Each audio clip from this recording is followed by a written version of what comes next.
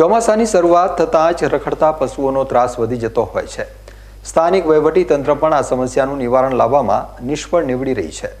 આ રખડતા પશુઓના આતંકના પગલે ઘણીવાર અકસ્માતમાં નિર્દોષ લોકોને જીવ ગુમાવવાનો વારો પણ આવતો હોય છે.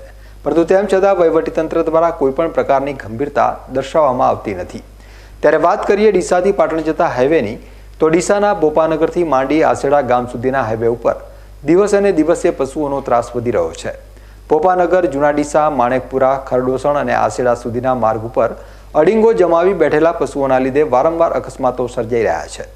તાજેતરમાં ખરડોસણ ગામનો આશાસ્પદ યુવક ડીસાની એક ખાનગી પેઢીમાં નોકરી કરી પરત મોટરસાયકલ ઉપર તેના ઘરે જતો હતો ત્યારે રસ્તામાં અચાનક જ આખલો આવી જતા ભયાનક અકસ્માત સર્જાયો હતો.